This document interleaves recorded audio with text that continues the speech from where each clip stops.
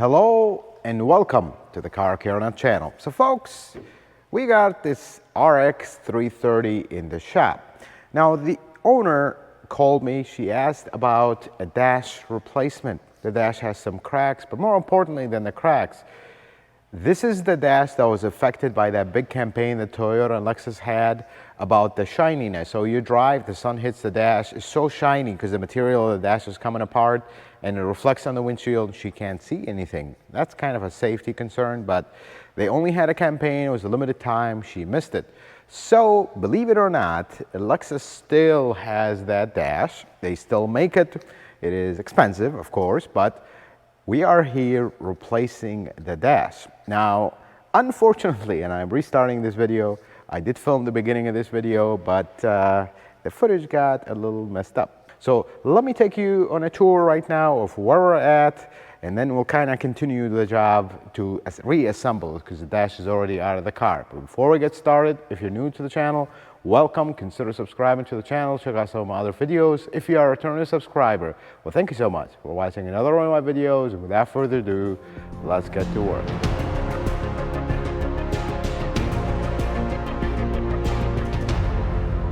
So here's where we sit at the moment. Here is the dash out of the car.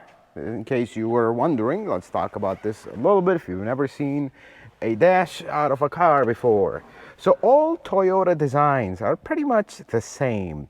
I mean, they still do this. They basically have two designs for dashboards.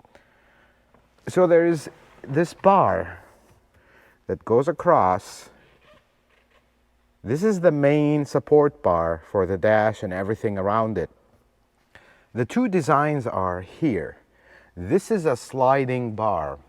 So if you want to remove everything that you see here, including the dash, you can actually just unclip the harnesses, unclip a few things here and there, and then undo the bolts that are right here, and unclip this whole thing and bring the whole thing with the steering wheel, with everything, with the AC box, all out. But if you're just doing a dash replacement, you don't need to, because this is a lot more invasive. Here is the AC box. This is the blower box, and this is the rest of the box, and this is the shifter exposed.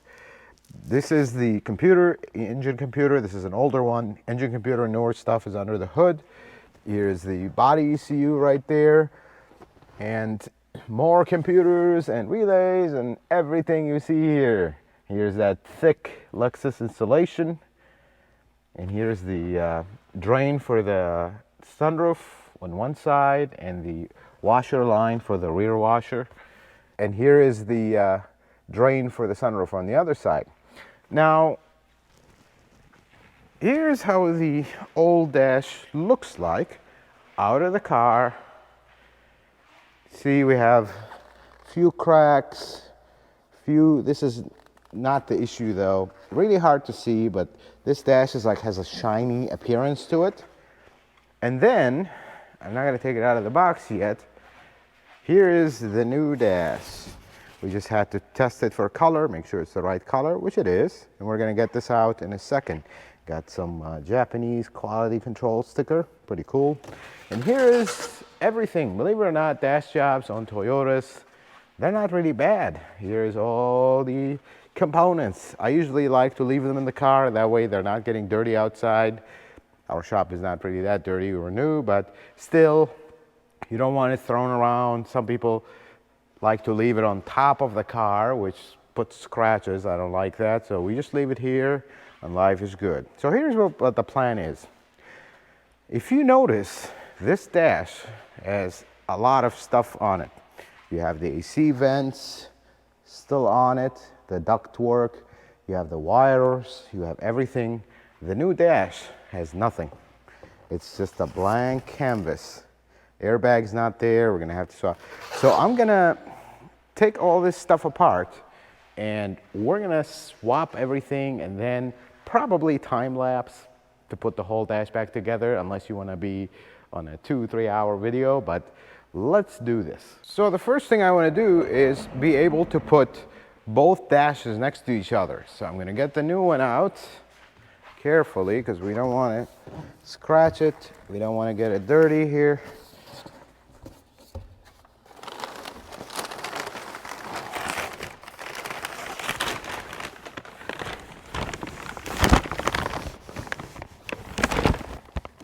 I'm just going to set it down here for now.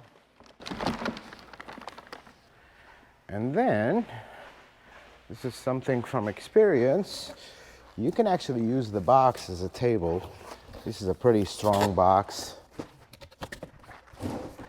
So here's the place where the first dash is going to go, which is going to be the new one.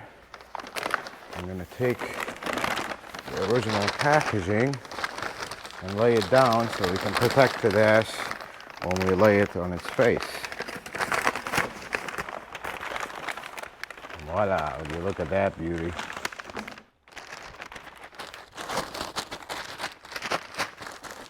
There we go. I'll move it as we go, but let me show you the new dash up close. Here's a beautiful new dash. I always love these jobs because they're clean jobs. You're not really, working with oil and dirt. You actually have to work the opposite, very clean. So I set this bed up like this. This is strong enough to support the dash, not very heavy. So I can flip it on this soft surface and we wouldn't have any issues. Let's put the new dash on its new resting place. Now, let's put the old dash right here on the cart and start swapping stuff from it. So usually you want to take the ducts out, and that's what we're going to start by doing. This takes a little bit of trial and error. There's not really one way to do it. Just a few screws for the ducts. Let's see.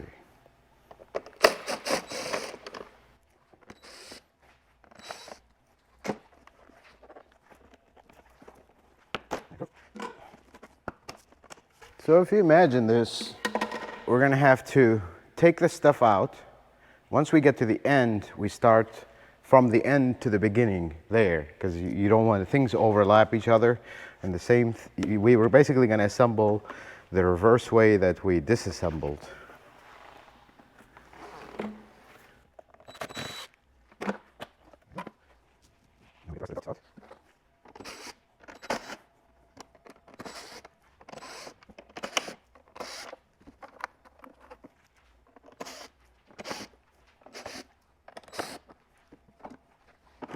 And this is where experience comes in, how you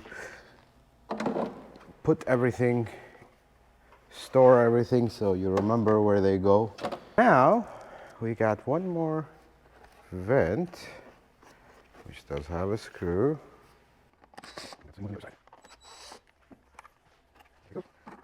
All these screws for the vents, they're all the same, so we're not worried about mixing them. We have this bracket, so I want to start with the airbag. That's really the main thing we want to swap over. So we got this bracket right here. I'm going to move it here already, not bolted down. And then we're going to get our airbag out. The airbag will have two screws. We got this harness in the way. There we go. This computer is also in the way. Did you know that Toyota computers usually say what they are? So this is the relay assembly for the windshield wiper. All Toyota computers, especially the older ones, will say what they are on them. Now, we can get our airbag out. In case you haven't seen an airbag before, here's how it looks like from behind the dash. This is actually the serial number for it, and it just connects right here. This is an old school airbag, very old. This is not the one that had the recall issues, so there is that. Let's set it down here.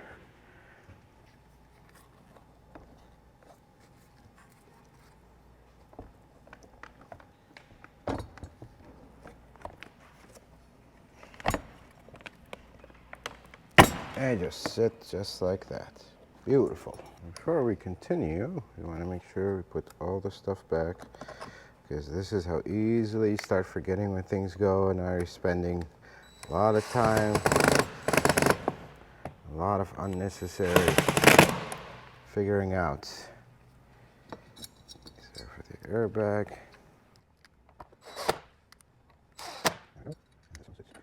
If you're wondering what this is just a support for the dash, and this is actually for the glove boxes with glove box latches.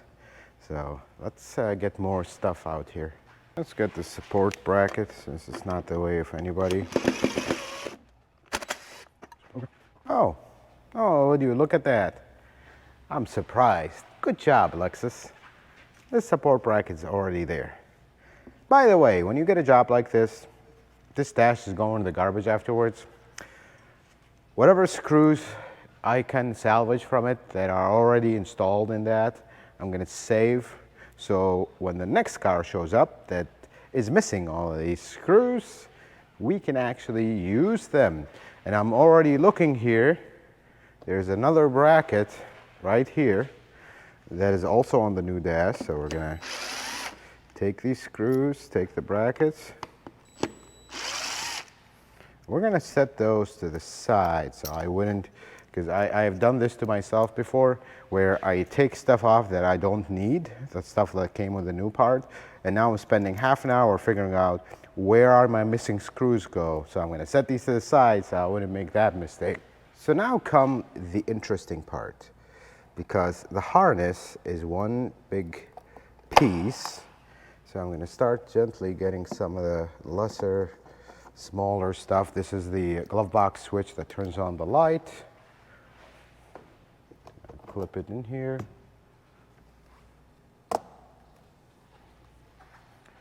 And the harness, we want to take it in one piece. Here's the speaker, which I will swap. Actually, I took this speaker in the car, and it wasn't needed.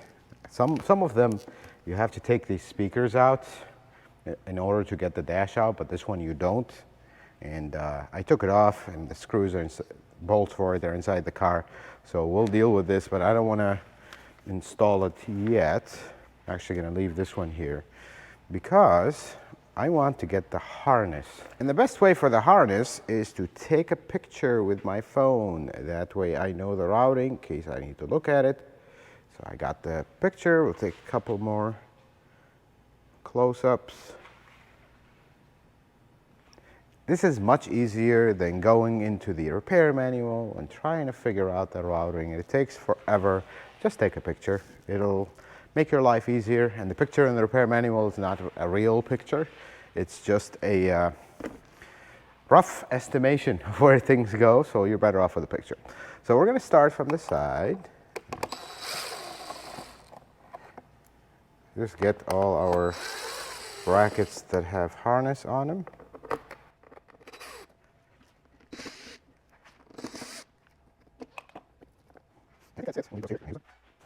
So the cool thing about Toyota and their dashes, and I'll take you off the stand to show you. So they have these clips that hold the harness to the dash. They just kind of pop out like this and they slide on. They use that all over. Everywhere you look, there's this style clip. This is what's going to connect to the pillar, and this is where it's going to connect to the other pillar on the side. One more computer. Let's see what this one is. This one is Gateway ECU. Cool. So we're gonna navigate this maze and transfer it over to that side. So let's do this.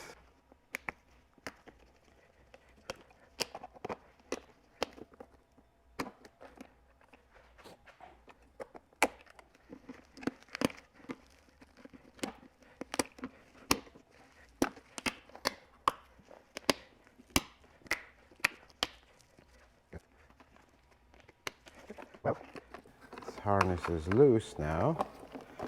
Take it out, so let's take it to the other dash.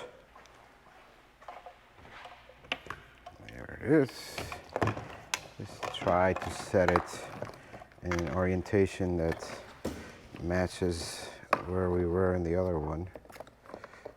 to minimize the amount of work we need to do. There we go. Now I'm going to install the stuff that had screws so I can use them to locate where things are.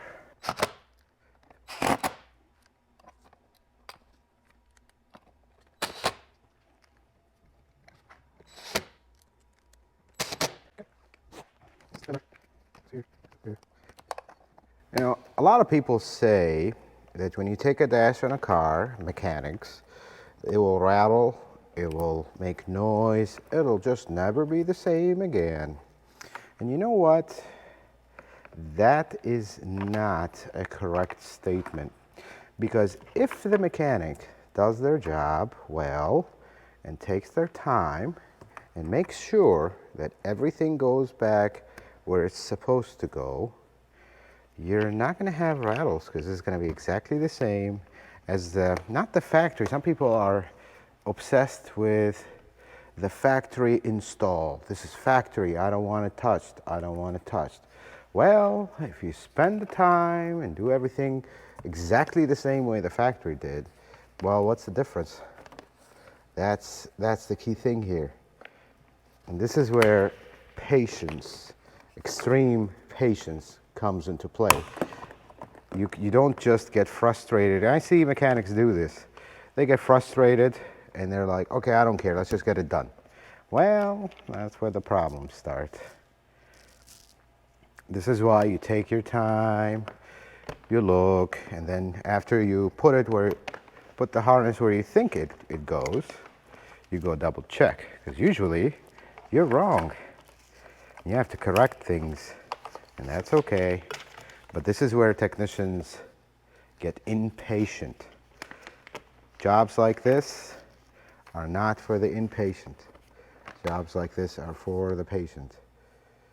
I like to consider myself patient until things are not right, then I get upset and I just start all over.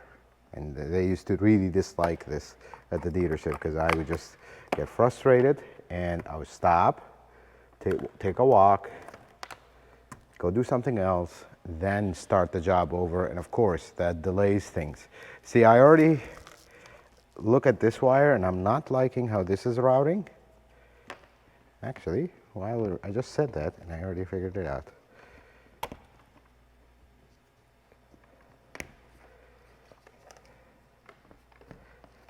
There we go.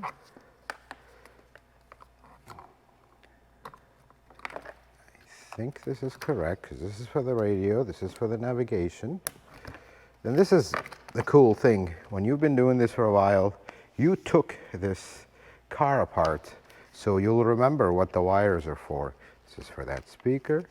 And here's what Toyota does, and Lexus, sorry, I've been saying Toyota all this time, same thing. They put this foam, and most people look at this foam, it's like, what does this do? Well, here's your rattle when you have wires hitting each other. That's your rattle right there. So this foam actually quiets wires hitting each other. You notice every time there's a wire crosses, they put the foam. And remember, there are other components that go here. It's not just this stuff.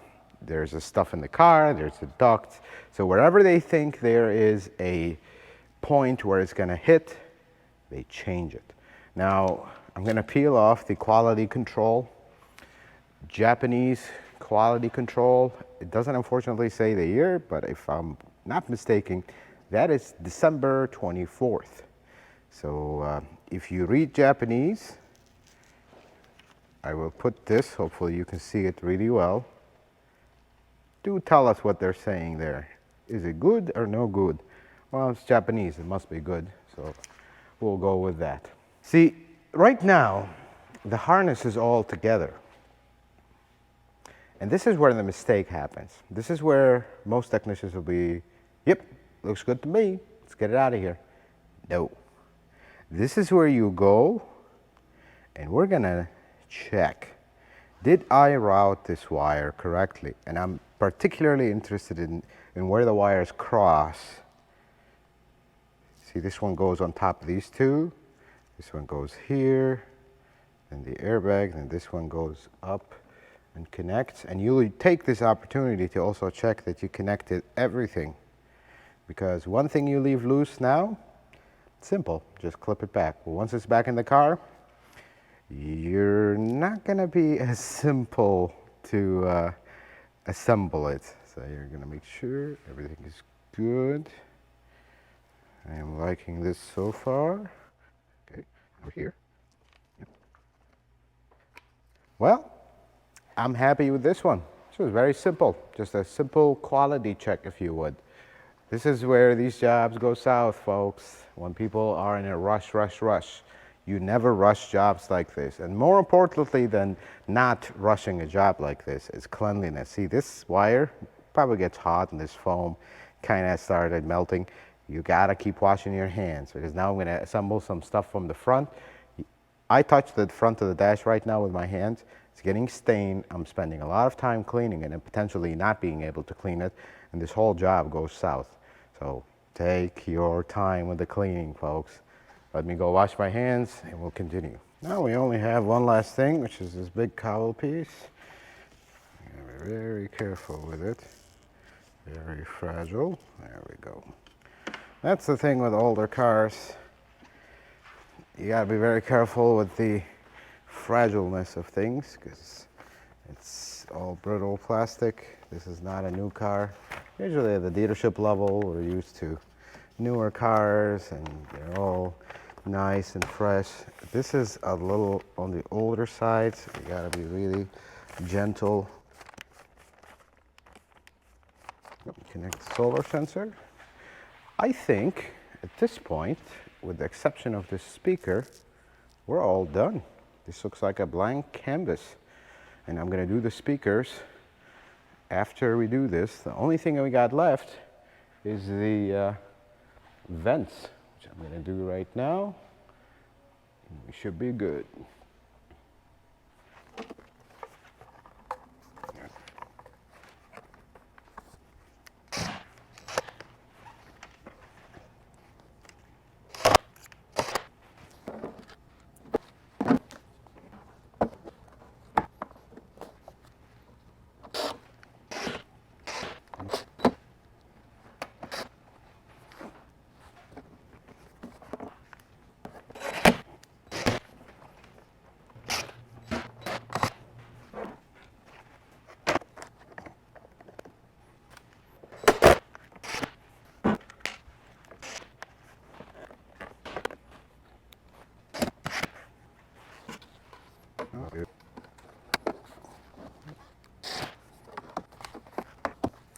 And with that, we are done for the exception of the speaker.